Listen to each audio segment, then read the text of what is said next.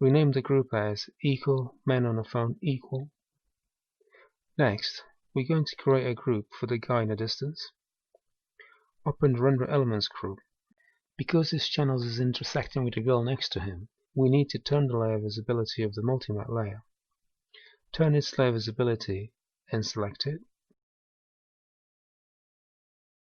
Go to the Channels tab, hold down the Control key and click on a red channel thumbnail to enable the selection.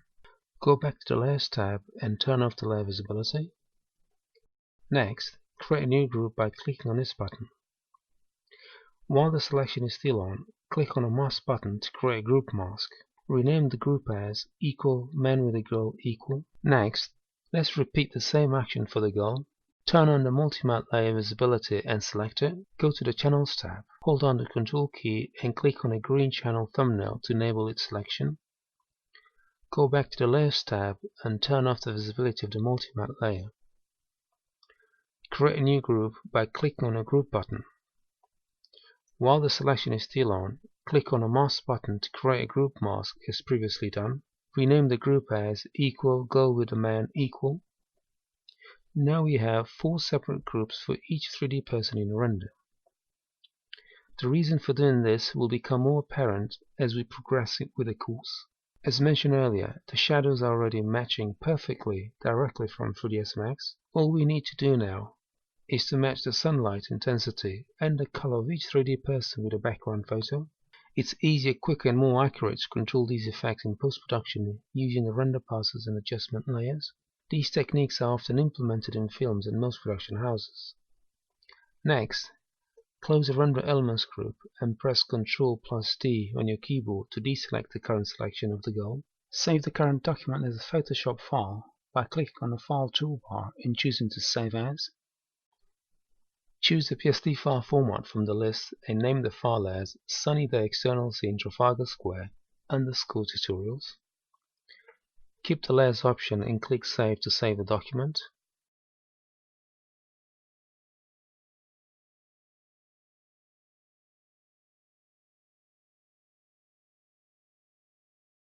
Next, we're going to start with the girl here. We're going to match her as closely as possible with this girl in the background photo. We'll be focusing on the color of her skin in comparison to the photo, the intensity of the sunlight hitting on her skin, and the sun color. One of the key secrets to matching the 3D render with a photo is to be a good observer. Always pay attention to highlights, colors, contrasts, and so on.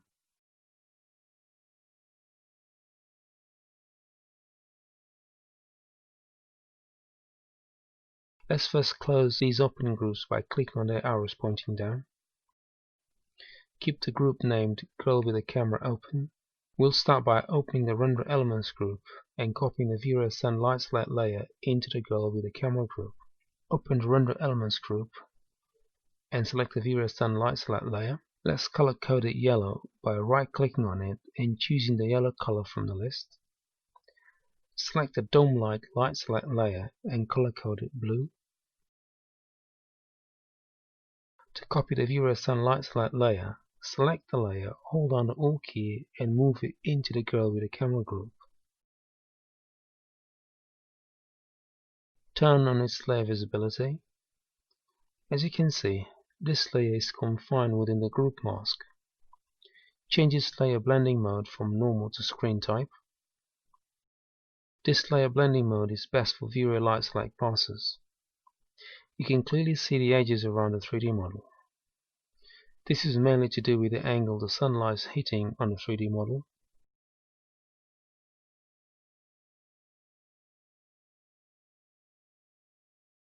To remove it, hold down the Control key and click on its group mask thumbnail to enable the selection. Go to the Select toolbar, Modify, and choose to contract the selection by 1 pixel and OK to close the dialog box. The selection is now contracted by 1 pixel.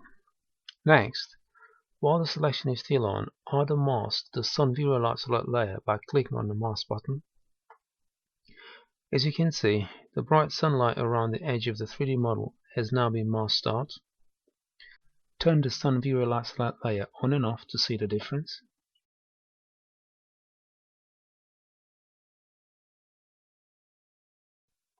The following step is to match the sun color and the highlights as seen in a photo of the girl, and the color of the skin highlight being affected by the direct sun. Her skin seems to be a bit reddish and pinkish, and with highlights on the hair. Let's start by clicking on the Adjustment Layer button and choosing the levels from the list. Because you want adjustments to affect the Vero Sunlight Select layer only, we're going to hold down the Alt key from your keyboard. Hover the mouse down slightly until you see the clipping sign. Once you see it, simply click with your mouse to clip against it. The Levels Adjustment layer is now affecting the Vero Sunlight Select layer only. Select the Levels Adjustment layer and move the rightmost slider to the left to increase the sunlight select brightness on the girl. As you can see, the yellowish tone is matching slightly with the photo. Let's increase its brightness a bit more by moving the slider. If you zoom in closer, the new overly bright values are beginning to create edges around the girl again. Select the mask thumbnail of the Vero Sunlight Select layer. Enable the brush tool and increase its opacity to 100%. Reduce the brush size by pressing the bracket key on your keyboard. As mentioned in the previous course, the mask thumbnail works best with the black and white colors seen here. The black colors take away pixels when brushing with the mask thumbnail enabled. The white color brings the pixels back. To begin brushing away pixels, select the mask thumbnail first and begin clicking and dragging on those affected areas. Ensure the brush opacity is at 100% to drastically take away pixels. As you brush away, you can see the pixels of the white edges from the light select layer being taken away. Repeat this action around other areas you see with white edges. As mentioned earlier, the only time this white artifact happens is when we are boosting the levels a bit too much and the light is directly hitting the rim of an object.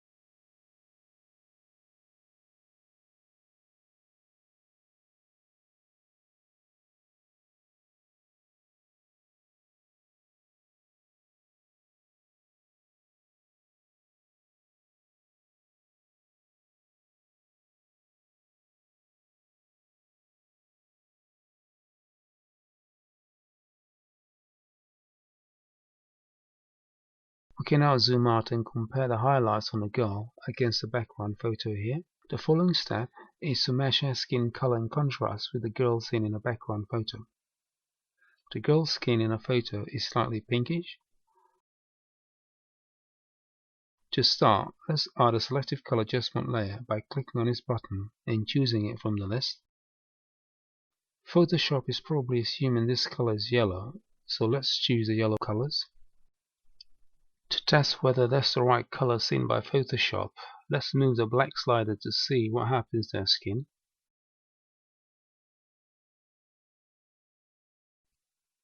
As you can see, there is the color being recognized as yellow. Let's move back the black slider to 0. Begin moving these other sliders to turn our skin color to pinkish or red. Let's adjust the document and zoom in to compare the colors more closely.